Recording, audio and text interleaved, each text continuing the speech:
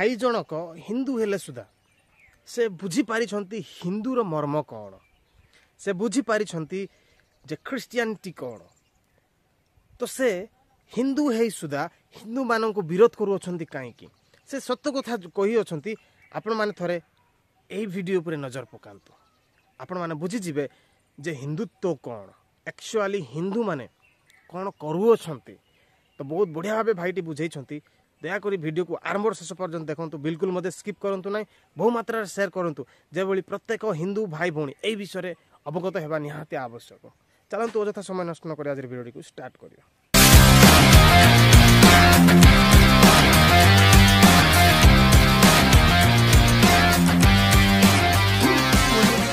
There charity कंठा बाड़ेगा फल देहांत हो गला आम हिंदू मान भगवान बोली मानुछन मु प्रथम कहि दूची भाई मु क्रिश्चियन मु निजे प्रॉपर हिंदू भगवान जिसु का हाथ रे दीटा कंटा काटी देले गोड़ दीटा कंटा काटी देले चारिटा कंटा बाडे हरु ताको मृत्यु हो गेल सीए की भगवान जहां को देहर चारिटी कंठा बाड़ेगा फल देहांत हो गला आम हिंदू माने भगवान बोली मानुछन कोन यार तमर कोन बुद्धि सुद्धि तम मुंडे कोन पसी तुम जानि करू तुम्हें शर्म है कुछ शर्म आया है तमे आउ गोटे धर्मर ठाकुर को तमे केमिति कहि परिबो एमिति तमे एक गोटे देश कहला फल तमर कमेंट बॉक्स देखिछ केमिति भाबरे आम ठाकुर को सब से माने कहिसंती देखिछ जानि तमे देखि तो नियत तो कौन सी धर्मर कहानी भगवान को आमे केमिति कहि परिबा एटा केते तळु खसी जाउ या तमाने केते तळु खसी जाउ हां माने वो सब बेले कहे जिनस सपोर्ट करे ए जिनस को कि क्रिश्चियन धर्म को जो हम हिंदू मान को पैसा पत्र दे के ट्रांसफर करा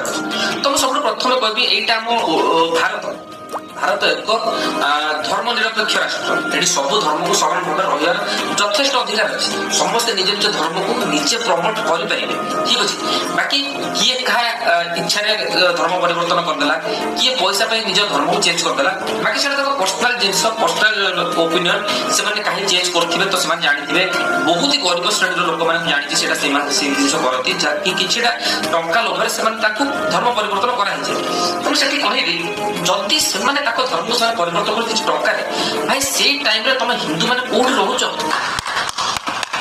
कहीं से साहाଯ୍य कर जो मैंने जो जिनसा क्रिश्चियन लोक मैंने साहाଯ୍य कर धर्म परिवर्तन कर तमें मैंने साहाଯ୍य करता तुम मान हेल्प से जगह मिलता तो से धर्म परिवर्तन करते ही कहीं तो आज गोटे मुझे ढेंकानाल शायद गोटे ट्रेंड स्टाटस देखिली देख रास्ता ऊपर लिखाई कौन राम माने राम राम राम चारिआडे लिखाई तुम फास्ट क्वेश्चन रास्ता ऊपर राम लिखिबाटा कौन ठीक नहीं फिर भी ओके छाड़ राम लिखिल देख राम आउ सीता होती दी जन तो से आसुचंदी चली चली आने निजक शायद सत्य राम आउ सीता भाभी कारण देख जिते से क्रॉस करके घर भर एंट्री करते भाई सीता गोड़ पूरा से रामर लेखा ऊपर पड़ी तुम्हें शर्म है कुछ शर्म आया है माने कह एमान को सचेतन किए करिवो हम सनातन धर्मर हिंदू माने एया करूछथि कोठी तो ए सब जिंस को नेकी विरोध करा होनी कोठी भी तो ए सब जिंस को नेकी मुंह खोला होनी तो ए जिंसटा को केही भी कहूना बाकी मोटे बहुत जिंस कहबी जोटा कि हम हिंदू धर्मर माने हम कोन कहबी यार तमे जो फिल्म बनेछ ना तुमको ओडिया फिल्म हो माने बॉलीवुड फिल्म हो समस्त कहबी तुम एमिति फिल्म बनया कथा जो कि आमे प्राउड फील करबे कि आम कल्चर ऊपर आम ठाकुर को ऊपर आम भगवान ऊपर आम सनातनी धर्म को ऊपर आमर विश्वास बढ़िबो भल पाइबा पड़बो तो तुमको सेमिति फिल्म बनेगा कथा किंतु तुम माने अलग धर्म को क्रिटिसाइज करके अलग धर्म को नीचा देखि कि तुम तम धर्म को ऊंचा देखि कि फिल्म बनौछ एमिति बनेले पब्लिक को मन में कोन इफेक्ट पड़िबो आम हिंदू धर्म में बहुत जिन जोटा कि मत भी मुझे डेली का डेली लाइफ सब जिन देखुची माने मत से भल लगे कि भाई आम हिंदू लोग कौन कर तो मुझे समस्त रिक्वेस्ट करी प्रथम भाई आम निजे निज कदम ठीक करवा आम सनातनी धर्म को सनातनी धर्मी लोक मान प्रथम निजे एकाठी कर से मुंडे भल जिन कर अरे भाई आम समस्त हूँ ये उठला गोड़ टाणुचे सी उठला गोड़ टाणुचे मुझे देखी अलग धर्म लोक मैंने सेमती नुहति मुस्लिम धर्म लोक मान देख मैं साई उठे तुम जन को आखि उठे कह भाई सी टोटाली साई बस्ती एकाथरे बाहरी आसवे भर से एकता अच्छी जोटा कि आम धर्म एत ना ଆମେ ଭାଇ କିଏ ତା ଗୋଟା ହେଲାଣି ତ ସେ କେତେବେଳେ କି ତା ଗୋଟା ହେଲାଣି ସେ ଉପରୁ ଗଲାଣି ତ ଭାଇ ସେ ଏତେ ଉପରୁ କାହିଁ ଗଲା ଆମ ମନରେ ହିଂସା ଭାବ ସେସବୁ ଜିନିଷ ଭରି ରହୁଛି। ତମେ ସେସବୁ ଜିନିଷକୁ ଭଲ ଦେଖିବା ପାଇଁ କେହି ଟ୍ରାଏ କରୁନ, ସେସବୁ ଜିନିଷକୁ ବାହାର କରିବା କେହି ଟ୍ରାଏ କରୁନ। ହିନ୍ଦୁ ଧର୍ମରେ ଆମର ଦେଖ ସେ ହାଡି ସେ ପାଣ ସେ କଣ୍ଡରା ତାକୁ ଛୁଉଁନା, ତା ହାତରୁ ପାଣି ପିଇନା, ସେ ଲୋକ ଏଇଆ ତାକୁ ବାହାରେ ଠିଆ କର, ଏସବୁ ଜିନିଷକୁ ଚେଞ୍ଜ କରିବା ପାଇଁ ତମେ ଫିଲ୍ମ ବନଉନ। ସମସ୍ତେ ଯେମିତି ଆମେ କଥା ହେବା ଯେ ଭାଇ ଟୋଟାଲ ସନାତନୀ ଧର୍ମୀ ମିନ୍ସ ସବୁ ଆମ ଓଡିଆ ଲୋକ ସମସ୍ତେ ହଉଛନ୍ତି ଏକ। ଆମ ଭିତରେ ଭାଇ ଜାତି ଧର୍ମ ଭେଦଭାବ ଭରି ହେଇକି ରହିଛି, ତାକୁ ଭଲ କରିବାକୁ ଚେଷ୍ଟା କର।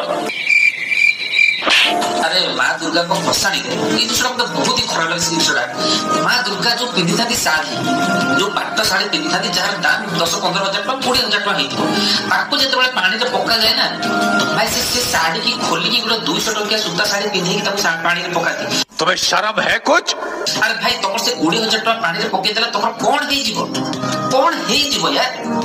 ଯୋଉଠି ତମେ ଭସାଣିରେ ଲକ୍ଷ ଲକ୍ଷ ଟଙ୍କା ଶାଢୀ ଦଉଛ, ତମେ ମାଆକୁ ଗୋଟେ 20,000 ଟଙ୍କା ଶାଢୀ ପିନ୍ଧିକି ପାଣିରେ ପକେଇ ପାରିବନି? ତାଙ୍କ ଦେହରୁ ତମେ ବସ୍ତ୍ର କାଢିକି ତମେ ଗୋଟେ 200 ଟଙ୍କା ସୂତା ଶାଢୀ ପିନ୍ଧିକି ପାଣିରେ ପକଉଛ। ଭାଇ ହିନ୍ଦୁ ଜାଗ୍ରତ କେବେ ହବ? ଆଉ କାହିଁକି ହଉନ? ଏସବୁ ଜିନିଷ ବିଷୟରେ କେହି କଥା ହଉନ?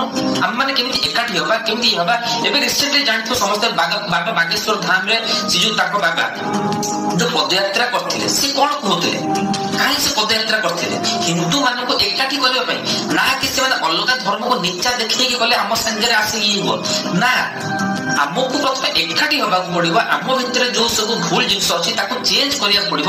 ଆମେ ମାନେ କେମିତି ଭାଇଚାରା ଭାବରେ ସମସ୍ତ, ମୁଁ ତ କହୁଛି ଭାଇ ଆମେ ସମସ୍ତେ ଭାଇ, ଏଠି ହିନ୍ଦୁ କଣ ମୁସଲିମ କଣ ଖ୍ରୀଷ୍ଟିଆନ କଣ ଭାଇ କଣ ଇଏ କଣ, ମୋ ସାଙ୍ଗରେ ବି ମୋ ପର୍ବପର୍ବାଣିରେ ମୋ ଗଣେଶ ପୂଜାରେ ମୋ ଇଏରେ ମୋର ବହୁତ ମୁସଲିମ ସାଙ୍ଗ ଅଛନ୍ତି, ସେମାନେ ଆସନ୍ତି ମିଶନ୍ତି ବୁଲନ୍ତି ଖାଆନ୍ତି ପିଅନ୍ତି ଏନ୍ଜୟ କରନ୍ତି। ତାଙ୍କର ବି ଇଦ୍ ହୁଏ, ମତେ ଡାକନ୍ତି ସେମାନେ, ମୁଁ ତାଙ୍କୁ ବି ଘରକୁ ଯାଏ, ସବୁ କିଛି ଖାଏ, ମଜାମସ୍ତି କରି ଆମେ ଆସୁ। ଆରେ ୟାର ତମେ ଏସବୁ ଜିନିଷକୁ ପ୍ରମୋଟ କର ନା, କି ଆମେ ସମସ୍ତେ କେମିତି ଏକାଠି ହେଇକି ରହିବା, ଆମ ଭିତରେ ଗୋଟେ ଭଲ ଚିନ୍ତାଧାରା କେମିତି ରହିବ, କେହି ବି କାହାକୁ ଘୃଣା ଭାବରେ ଦେଖିବାନି, କେହି କାହା ଧର୍ମକୁ ଖରାପ ଭାବରେ ଦେଖିବାନି, ସେଇ ଜିନିଷଟା ଭଲ ଭାବରେ ମାନେ ଭଲ କରିବାକୁ ଚେଷ୍ଟା କର। କଣ ଚାଲିଛି ଇଏ ତା ଧର୍ମକୁ କ୍ରିଟିସାଇଜ କରୁଛି, ସେଠି କମେଣ୍ଟ ବକ୍ସରେ ବି ମୁଁ ବହୁତ ଖ୍ରୀଷ୍ଟିଆନ ଭାଇ ମାନଙ୍କୁ ଦେଖିଲି, ସେମାନେ ବି ଆମ ଧର୍ମକୁ ଭାଇ ଖରାପ କହୁଛନ୍ତି। କାହିଁକି ୟାର? ଯଦି ଜଣେ କାମୁଡୁଛି ତମକୁ ତ ତମକୁ ତାକୁ କାମୁଡିବା ନିହାତି ଦରକାର। ଆମେ ତାକୁ ଯଦି ଭଲ ବାଟକୁ ଆଣିପାରିବା କି ତାକୁ ସାଙ୍ଗରେ ଆମେ ରହିପାରିବା, ତାଙ୍କ ଫେଷ୍ଟିଭାଲ ଆମେ ମିଶି ପାରିବା, ସେମାନେ ବି ଆମ ଫେଷ୍ଟିଭାଲକୁ ଆସିପାରିବେ, ଆମ ସାଙ୍ଗରେ ବୁଲି ପାରିବେ, ସବୁ କିଛି ଏନ୍ଜୟ ସେମାନେ ଆମ ସାଙ୍ଗରେ କରିପାରିବେ। ଭେଦଭାବ ସବୁ ଆସିଲେ କୋଉଠୁ? ତ ସେଥିପାଇଁ ପ୍ଲିଜ ଯୋଉମାନେ ସବୁ ଭିଡିଓ ଦେଖୁଛ, ମୁଁ ଜାଣିଛି ମୁଁ ଆମ ହିନ୍ଦୁ ଧର୍ମ ବିଷୟରେ ବି ବହୁତ ସାରା ଏପଟ ସେପଟ କଥା କହିଦେଇଛି, କିନ୍ତୁ ହଁ ସେଟା ରିଆଲିଟି। ତ ଯୋଉଟା କି ମତେ ଲାଗେ କି ଭାଇ ରିଆଲିଟିଟା ସମସ୍ତ ଜାଗାରେ କହିବା ନିହାତି ଭାବରେ ଦରକାର। ତ ଏସବୁ ଜିନିଷ ଉପରେ ଯଦି କିଏ ଗୋଟେ ଫିଲ୍ମ ବନେଇଥାନ୍ତା, ଭାଇ ଏଭଳିଆ ଷ୍ଟୋରି ତ ମତେ ଲାଗୁଛି ଅଭିଜ୍ଞ କିଏ ବି ବନେଇ ନଥିବେ, କି ଏସବୁ ଜିନିଷକୁ କିଏ ଚେଞ୍ଜ କରିପାରିବ।